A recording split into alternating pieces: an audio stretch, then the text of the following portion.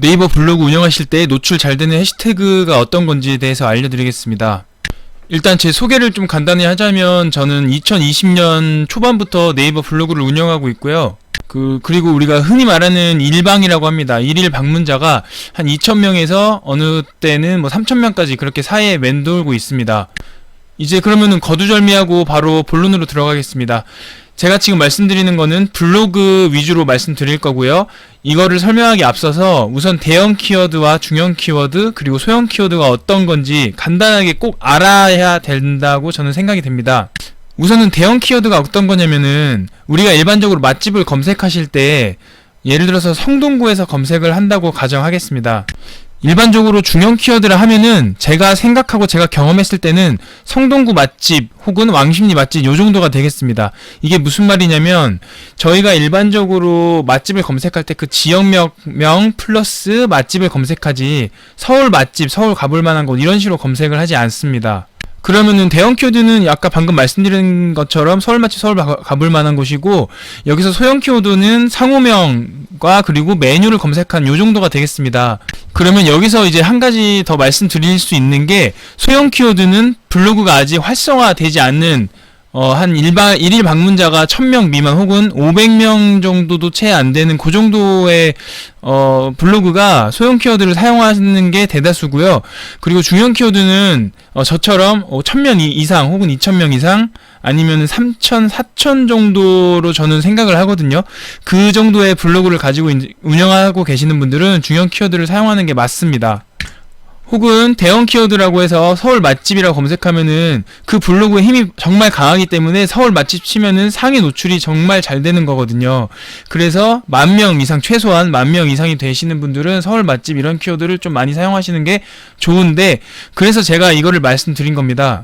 그래서 저는 2,000명에서 2,500명, 많게는 3,000명까지 가끔 들어오긴 하는데 이 정도의 일일 방문자 수를 가지고 있는 블로그라서 중형 키워드를 사용하는 게 맞습니다. 그럼 중형 키워드 성동구 맛집 혹은 왕십리 맛집 이런 지역구 플러스 맛집 혹은 그 지역명 플러스 맛집 등등을 사용했을 때 제가 진짜 상위 노출이 됐는지 안 됐는지 그걸 지금부터 직접 통계표를 보면서 말씀드리겠습니다.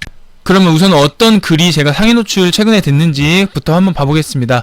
네이버 들어오셔가지고 블로그 들어가 보겠습니다. 그리고 블로그를 누르면 내 블로그를 들어갈 수 있습니다. 지금 현재 오늘 27명은 이게 지금 자정이 넘은 시간 12시 12분 기준이거든요. 그렇기 때문에 이게 오늘의 총 1일 방문자가 절대 아닙니다. 그거는 좀 참고하시기 바랍니다. 내 블로그 들어가 보겠습니다. 제가 아까 검색을 좀 해봤는데 제가 상위 노출된 게 최근에 이 하계동에 있는 맛집이었어요. 제가 직접 가서 먹은 건데 이거 한번 눌러보겠습니다. 제가 블로그를 운영하고 있기 때문에 이게 제가 작성한 글이기 때문에 통계표가 나오는 겁니다. 일반 사람들은 제 블로그 들어오셔도 이게 보이지 않습니다. 그럼 통계표를 눌러보겠습니다. 처음에 누르면은 이런 식으로 나오고요. 누적 주회수가 지금까지 191명이라는 거고 글 작성한 거는 여기 보시면은 2021년 11월 3일날 작성한 걸 보실 수 있습니다. 지금까지 12일이 지난 상태고요. 누적 조회수는 191명입니다. 제 기준이긴 한데 12일 동안 191명이 본 거는 그래도 업체에서 최소한 비용으로 최대의 효과를 노린 상태거든요. 그리고 앞으로도 이 글은 며칠 혹은 며칠 그 이상 몇 달 동안 아니면은 뭐 1년이 될 수도 있습니다. 계속 뜨는 그런 글입니다. 제가 지금까지 운영해본 결과 그렇게 저는 생각하고 판단을 할 수 있습니다. 아래로 좀 내려보겠습니다. 그리고 참고로 제가 지금까지 맛집 포스팅을 보시면 아시겠지만 301개 했거든요. 오늘까지. 그렇기 때문에 제가 말씀드리는 거는 조금 더 신뢰를 갈 수 있도록 하기 위해서 그래서 맛집 포스팅도 이만큼 한 거에 대해서 제가 통계표를 보여드리고 있다는 거를 말씀드리는 겁니다. 그럼 계속해서 내려볼게요. 이거를 보여드리려고 하는 거는 제가 아까 말씀드렸다시피 11월 2일날 작성했습니다. 그리고 작성한 다음날 18명, 18명이 봤고요. 그리고 16명, 또 다음날은 16명, 또 다음날은 또 한 번에 떴네요. 27명, 그리고 28명, 이런 식으로 계속 이렇게 이어졌고, 어제는 9명이 봤네요. 이 표에 대한 거는 여기 나와 있습니다. 11월 2일날 작성을 했는데, 그날은 좀 제가 아마 저녁에 작성했던 것 같아요. 그 다음날부터 이렇게 뜨기 시작했고 계속 됩니다. 11월 15일은 지금 현재 아까 12시 12분인데 지금 12시 16분인데, 그렇기 때문에 조회수 0이고 뭐 저녁 정도 되면은 아마 조회수가 또 올라갈 겁니다. 요 정도 조회수가 올라왔다는 걸 기준으로 제가 말씀드리는 거고, 그래서 그러면은 어떤 키워드를 작성했는지 한번 봐보겠습니다. 제가 키워드 작성한 거는 여러분도 직접 보실 수 있습니다. 왜냐면은 제가 이쪽 맨 하단부에 내려보시면은 직접 이렇게 써놨거든요. 왜냐면은 요걸 쓴 이유는 제가 나중에 알려드릴게요. 이렇게 키워드를 직접 쓴 이유를 말씀드리겠습니다. 나중에. 그러면 여기서 저희가 해야 될 게 이제 해시태그 노출 잘 되는 방법, 해시태그를 어떤 걸 사용하면 노출 잘 되는지 한번 그거를 잘 보셔야 되잖아요. 그래서 해시태그를 좀 분석을 좀 하실 필요가 있는데, 첫 번째 줄만 제가 분석 간단하게 해보겠습니다. 하계동 맛집은 여기서는 중형 키워드 정도로 보실 수 있어요. 지역명이기 때문에. 그래서 노원, 다 노원 이런 식으로 되잖아요. 그렇기 때문에 다 중형 키워드로 보실 수 있습니다. 과기대 서울과학기술대학교 맛집, 을지대병원 옆에 있기 때문에 을지대병원 맛집 한 요 정도는 제 생각에 요 정도는 중형 키워드로 들어간다고 봅니다. 노원 굴보쌈, 노원 칼국수. 요 정도. 왜냐면 노원이라는 게 큼지막한 그 카테고리를 보면은 노원 구로 들어가기 때문에 그렇게 중형 키워드로 보는 게 맞습니다. 그러면 소형 키워드로 한번 볼 필요가 있죠. 컨트롤 F 누른 겁니다. 다시 한번 보여드릴게요. 컨트롤 F를 누르시고, 컨트롤 F를 누르면 여기 이렇게 뜨거든요. 신간의, 이게 신간의라는 게 신간의 칼국수 이거 이름이거든요. 엔터를 누르다 보시면은 아까 거기로 다시 돌아가는 걸 보실 수 있습니다. 여기 있죠. 신간의 검색됐습니다. 그러면 신간의 칼국수는 소형 키워드 정도로 보면 되겠습니다. 그러면은 중형, 소형 뭐 이런 거는 이렇게 조금씩 간단하게 분석을 해봤고, 결국은 제가 전체적으로 입력한 이런 태그는 중형 키워드 위주로 입력했다고 볼 수 있습니다. 지금까지 좀 말이 너무 길어졌는데 다 중요한 내용이라 가지고 제가 하나하나 다 언급을 드렸는데, 중형 키워드 블로그이기 때문에 중형 키워드 위주로 작성을 한 겁니다. 이게 사실 오늘의 결론인데, 제가 앞서 너무 말씀드려야 되는 게 꼭 많기 때문에 말씀드렸어요. 그러면 또 확인을 해보는 게 저희가 또 해야 되죠. 제가 직접 확인까지 해드리겠습니다. 그러면 네이버에 가서 제가 어떤 키워드를 검색을 하면은 아까 그 보여줬다시피 191명 정도가 이렇게 191명이 10 메일 맞죠? 12일 사이에 이렇게 많이 봤다는 거 어떤 식으로 이렇게 봤는지 한번 확인해 보겠습니다. 우선은 여기 가운데 여기부터 볼게요. 성별 연령 분포는 사실 이렇게 뭐 남자 여자 요 정도 봤다는 거고, 이게 방금 요게 떴잖아요. 이게 5 미만 경우라서 안 보여주는 건데, 날짜가 오늘 거라 그럽니다. 이게 어제 거로 한번 해볼게요. 그러면은 뭐 남자 몇 명, 여자 몇 명 이런 식으로 봤는데, 이거 보려는 게 아니고 유입 경로를 한번 봐보겠습니다. 유입 경로를 누르시면은, 유입 경로 누르면 하단부에 네이버 통합으로 검색하고 뭐 플래스 모바일 이런 식으로 있는데, 이걸 보는 게 아니고 오른쪽에 보시면 상세 유입 경로가 있어요. 키워드를 직접적으로 뭘 검색해서 왔는지거든요.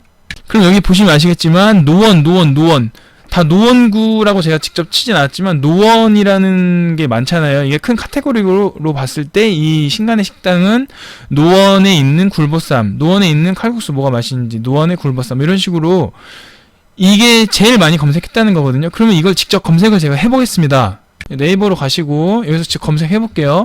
노원, 아까 굴보쌈이었죠.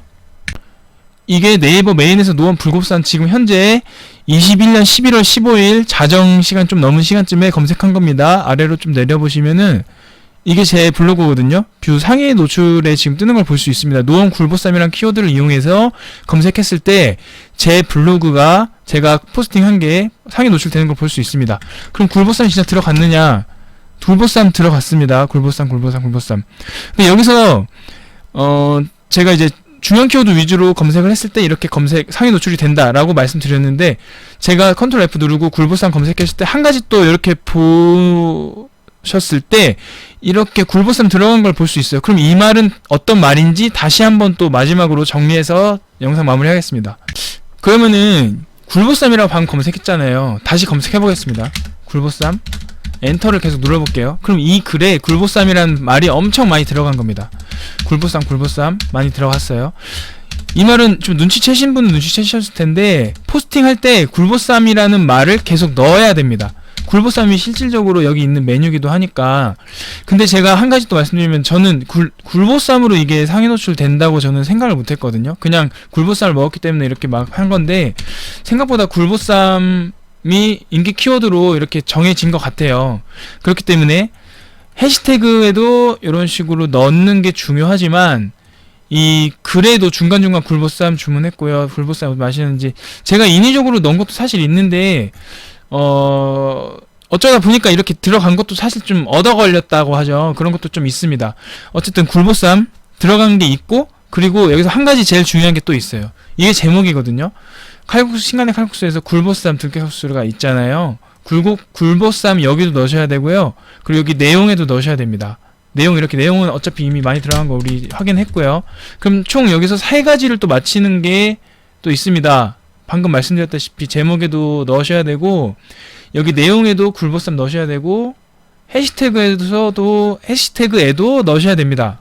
마지막으로 댓글을 하나 말씀드리자면, 이 신간의 칼국수 실질적으로도 정말 너무 맛있었습니다. 제가 가서 먹었는데, 제가 체험해서 먹은 건데 너무 맛있었고, 너무너무 맛있는 식당인데 더 상위 노출하고 광고를 유지하려고 그런 식으로 더 블로그들을 모집을 했던 것 같아요. 어쨌든 간에 찐 맛집은 진짜 찐 맛집입니다. 노원 칼국수, 들깨 칼국수 맛있고 굴보쌈 맛있고, 제가 이거는 혹시나 해서 사장님이 나중에 오해하실까봐 이게 그냥 말씀드리는 거거든요.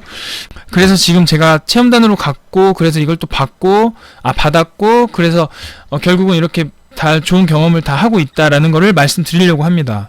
그래서 오늘의 결론은 뭐냐면, 해시태그를 작성할 때는 여기에 중형 키워드, 내 블로그가 대형으로 들어가는지 중형 키워드 쪽으로 들어가는지 아니면 소형 키워드 쪽으로 들어가는지 첫 번째 판단을 해라. 그리고 두 번째, 이쪽 상단의 제목이랑 그리고 이렇게 내용들, 굴보쌈, 이거는 이제 굴보쌈이에요. 본인에 맞는 키워드를 선정해서 어떤 내용을 넣을지 그거를 선정을 해라입니다.